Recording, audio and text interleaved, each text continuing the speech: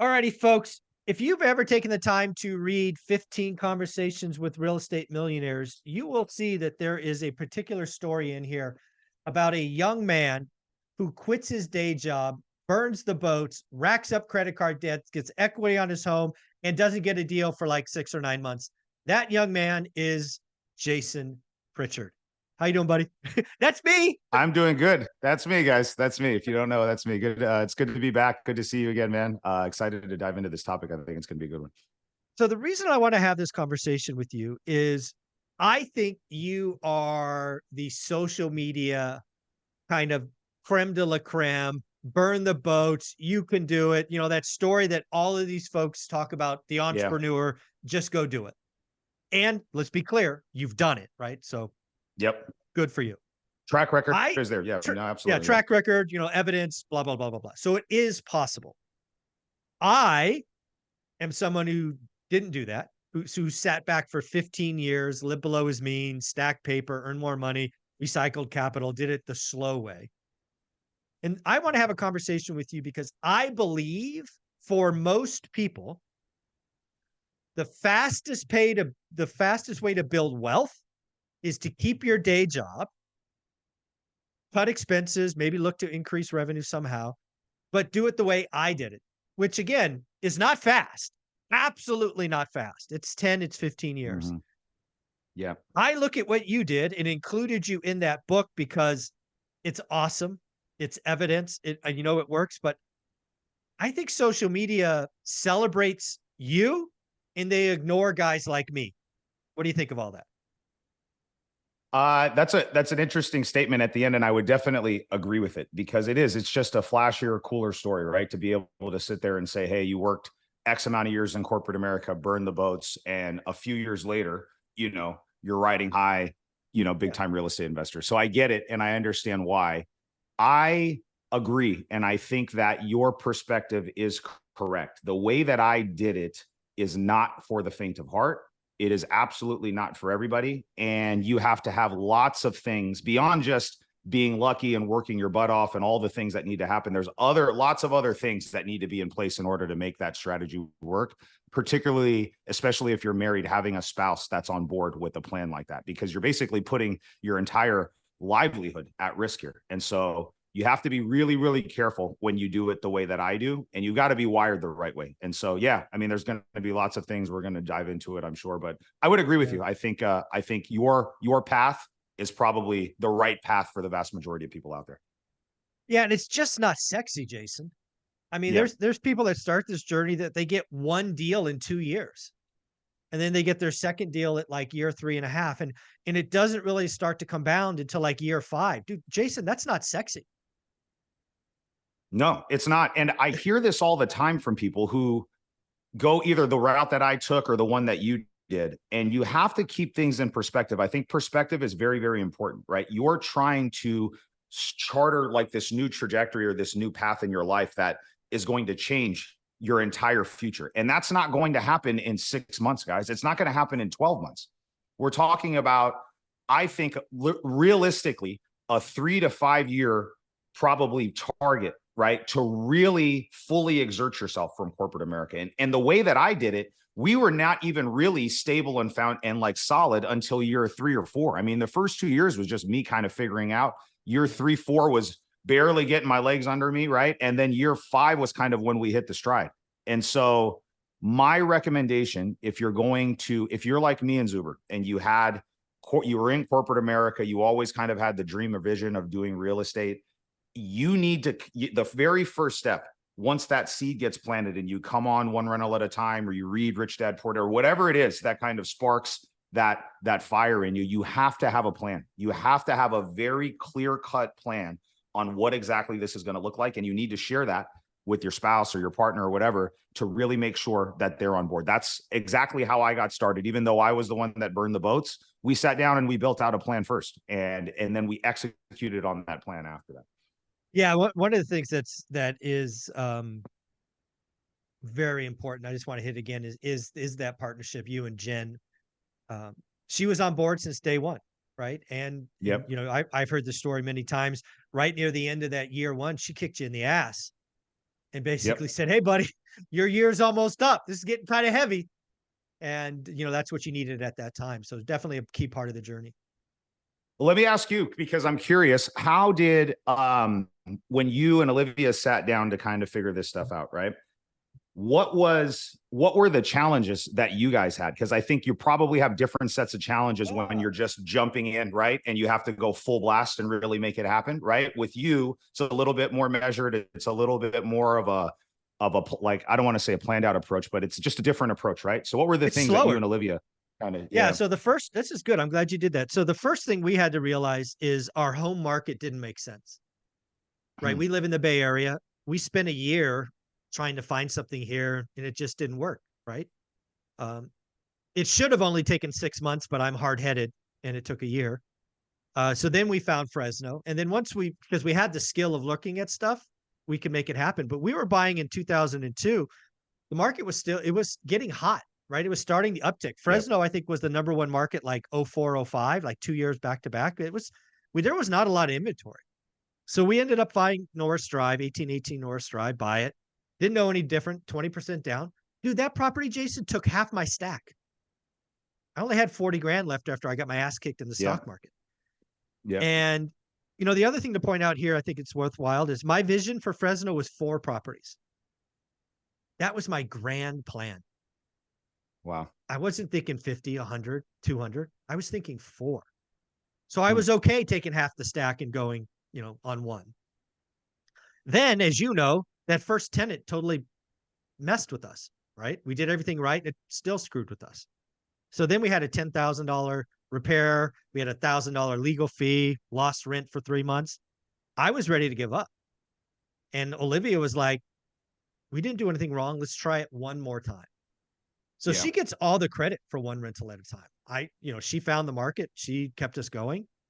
Then for us, because I was all over the world, we had property management issues, right? We've been with Brad for, I don't know, 8 or 9 years now. But those first 3 to 5, we fired 5. We had people lie to us. We heard all these stories. We didn't know. Nobody in my network, Jason, was a real estate investor. So I was hearing all these bullshit, sad stories that were completely make believe for the first time. And you know, I'm an M&M, right? I'm hard on the outside, soft on the inside. So I bought it hook, line, and sinker. So, dude, the first 5 years sucked. It felt like we were getting nowhere. And oh, by the way, probably like at the end of year 4, we had 8 houses. I think it was 6 houses in a duplex, so 8 units. And I still felt like we were stuck in the mud.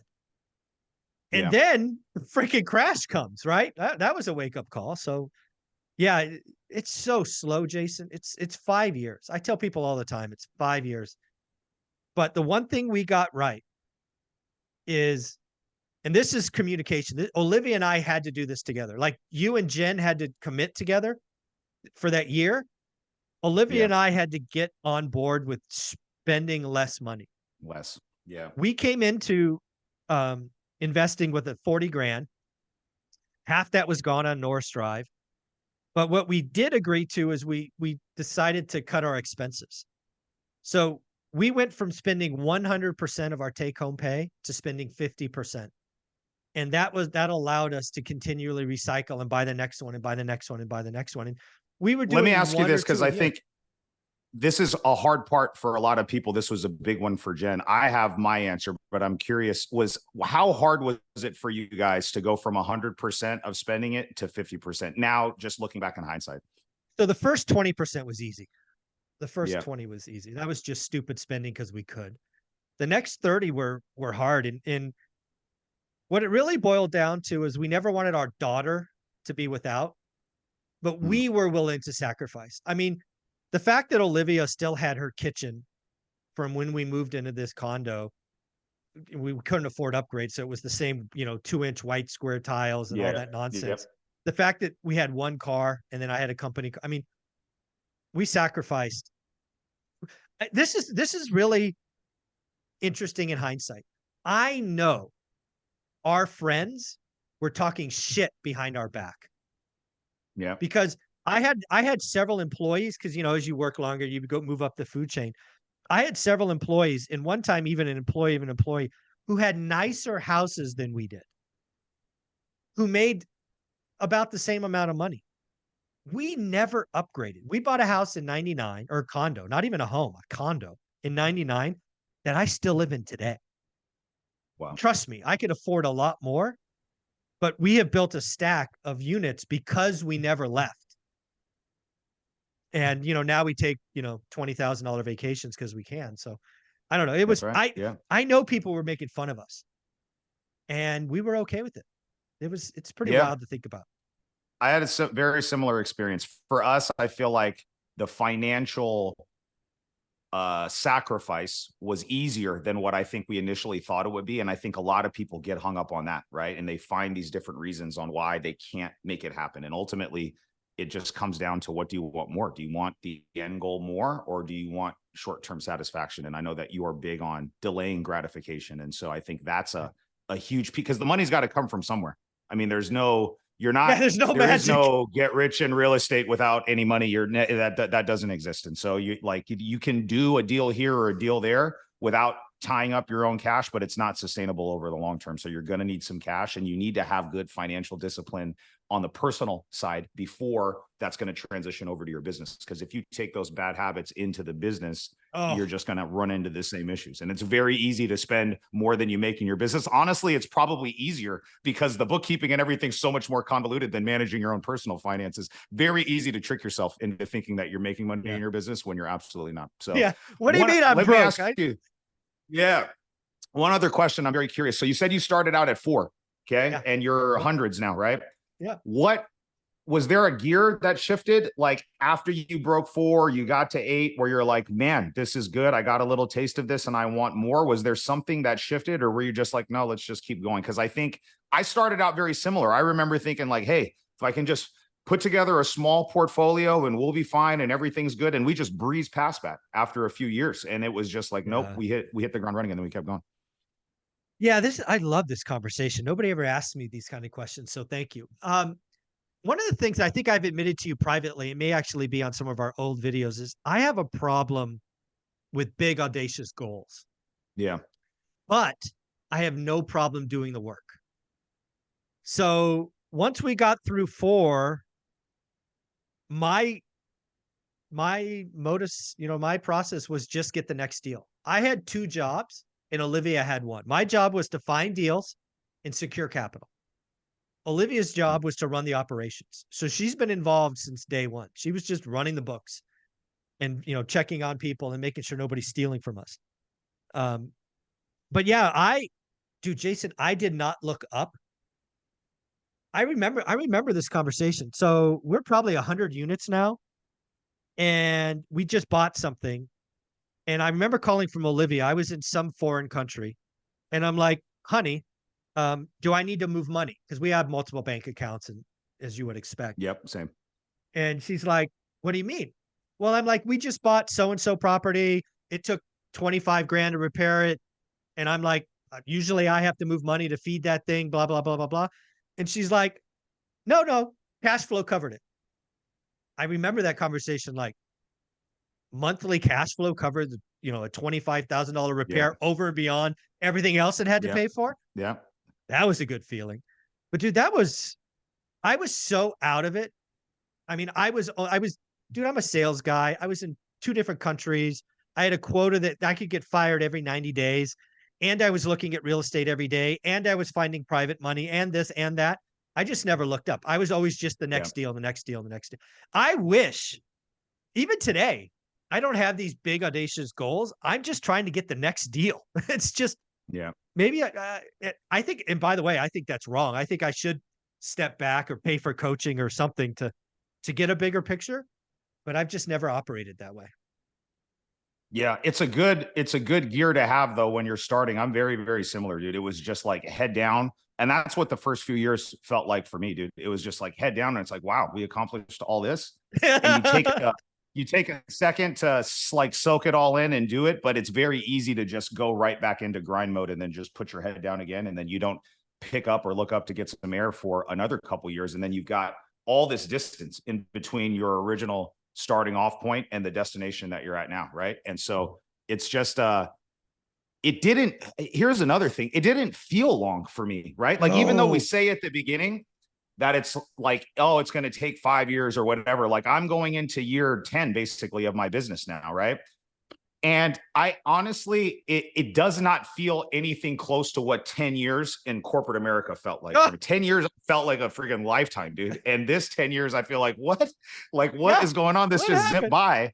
And Yeah. now it's like, wow, what is the next 10 years going to feel like? So that's the thing, guys. I feel like for those of you guys that were in our position and you're wanting to make this leap that Zuber and I have made, it sounds like a long time, but once you find the vehicle, and I would agree that the real estate is the vehicle, right? Our chosen vehicle to get us to where you want to go. Something really special happens where it stops feeling like how work used to feel. I've never in a day, regardless of all the struggles, all the crazy things that we've had to overcome since we've got into this business, I've never once sat in this seat or my old office or whatever and felt like how I felt when I was in my cubicle or when I was in my office back in corporate America. And when you get there, time just, it seems to compress, and those 5-year things go by like this. And so it's never going to feel as long as you think it's going to, especially once you start getting some momentum. Yeah. The other thing I love to say, what Dion, one of the guy on my channel all the time says is, you're going to be around in 5 years, invest like it, Yeah. you know? The other thing I want to talk about is this whole idea. I hear a lot of people sometimes to say something like 250 bucks a month cash flow is not going to change my life. Right. Which is, the first rental property. And Yeah. that is, you know, that is something I got right even in the beginning, right? When I was talking about four, trust me, 4 times 250 is $1,000. That's not going to change my life. Mm. But what was going to, because the reason I wanted four, Jason, is because I saw my entire family have mediocre retirements, really struggle. And I'm like, if I had 4 properties that will then be paid off by the time I'm 65, I will have $1,000,000 or whatever it was going to be. My retirement will be better. Yep. That's why I had 4. It wasn't the 250 a month, but I actually did this math one time. So let's just take Norris Drive. I buy it December of 2002, 20 grand down. I go back and refi it sometime in 2004. I pull out 50K. Now, admittedly, I pulled out too much because it became an alligator and all that stuff. But that 50K became 2 more properties. Then those 2 properties became additional properties because I recycled those cash. And then I sold those in 1031. On and on and on and on. That first 20 grand turned into over $1,000,000 and like $5,000 in cash flow. Yep. Right? It's freaking monopoly. It is. It's 4 greenhouses, or no, yeah, greenhouses, red hotels. Yeah, greenhouses, Yep. red. It's not the 250 a month. Now you need cash flow. No, don't do negative. Don't feed alligators. None of that stuff. But in this game, that little seed will just grow into a giant redwood if you let it. And people that have that answer to that question, they're so short-sighted because they discount how important momentum is in this business. And that's one thing that I think getting to 4, I agree. I think the magic number initially is 4 units, and you can get 1 4-plex or you can do 4 houses. I did 4 houses, right? It was all houses until I got like, I think to 20 units or something like that. So it was just base hit after base hit after base hit. But something happens, guys, in your head mentally when you put your head down, you work really hard, you peak up and you look at your rental account. And I had a similar kind of experience where, because we would never spend any money from we never touched it, right? We was just like, I was like scared to spend money on anything from there. I was like, nope, just leave it in there, whatever. Leave it there. Yeah. And I remember the first time we surpassed just $10,000 in the rental account from, just the cash flow that was there. Right. Yeah.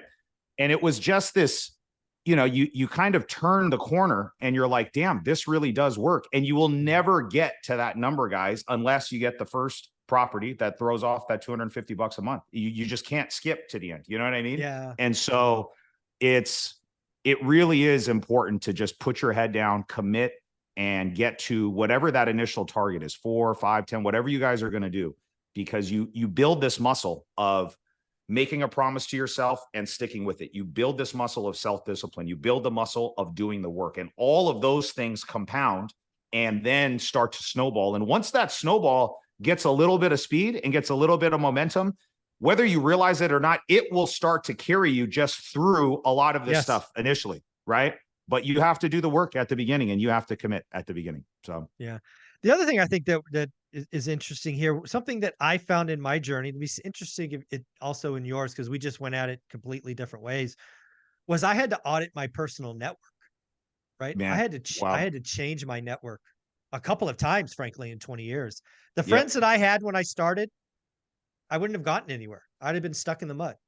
Yeah, it was really hard for me because my friends, I have a small family. I have one younger sister, and my friend group were friends that I had grown up with, some of them since we were like in kindergarten, elementary school, middle school, high school. And we had all really stayed really close. We all were local, all of our wives and our kids, you know what I mean? So it was like, we're very interconnected. They were closer to brothers than they were friends. And I still have close relationships with them to this day, but I had to reevaluate the way that I invested time into that network. And that is such a huge thing that people struggle with at the beginning.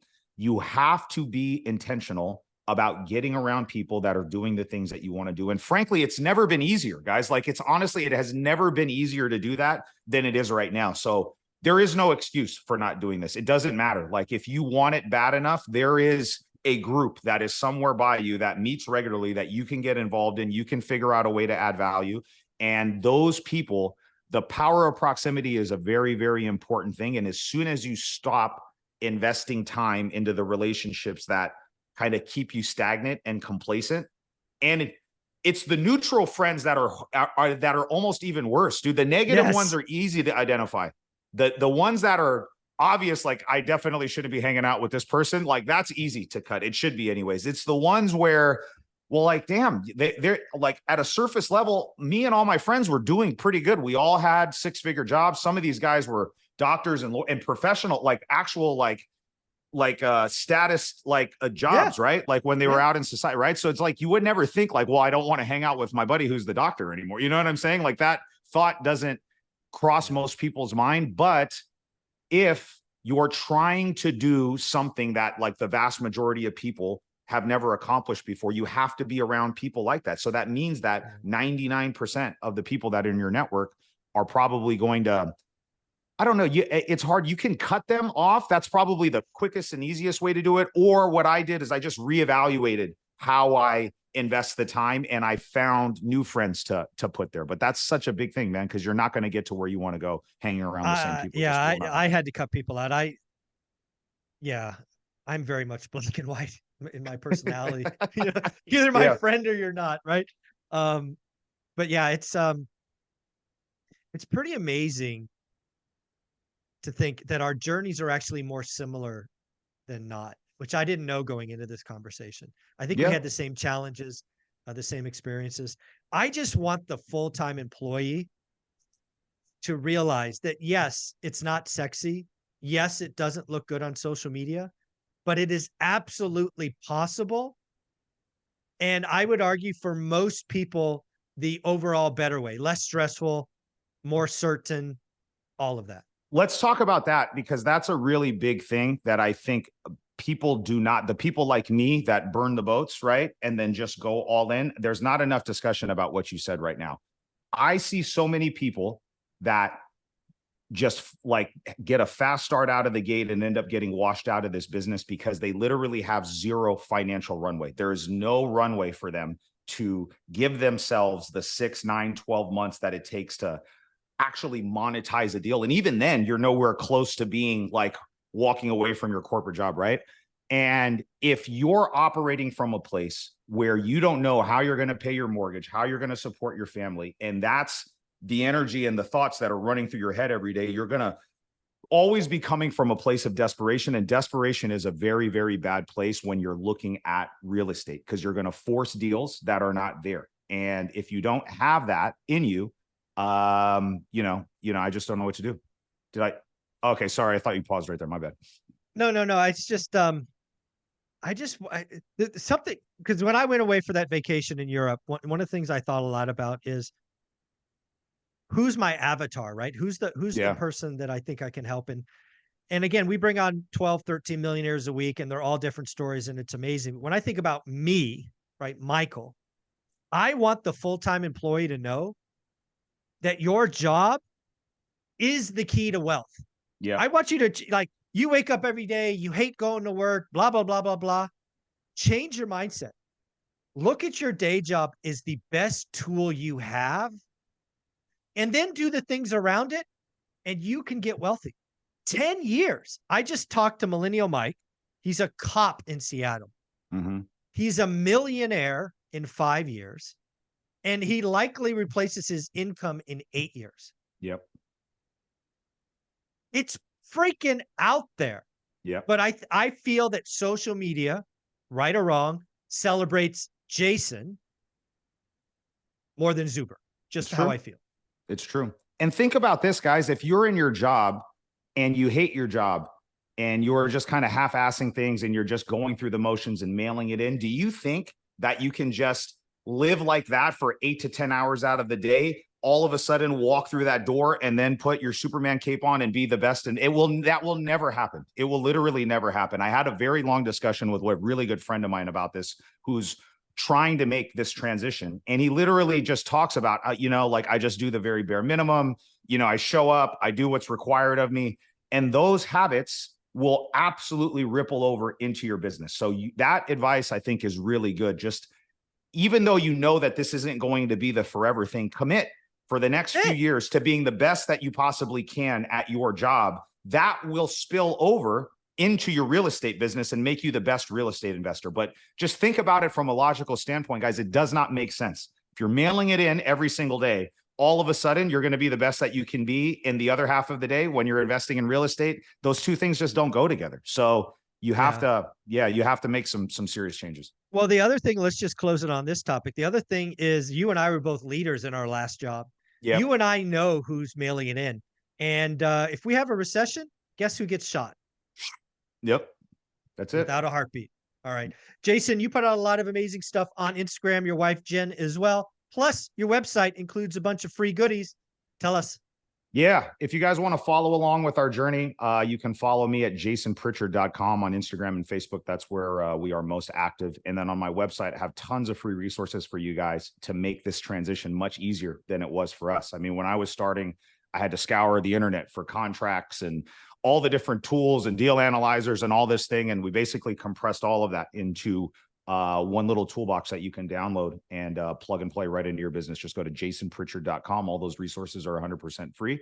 And if you have any questions about how to implement them, or if my team and I can help you, feel free to reach out. We love working with the One Rental at a Time community. And if you want to read Mr. Pritchard's story, you can find it on Amazon or Audible. 15 Conversations with Real Estate Millionaires. Thanks, buddy. I love it. Thanks.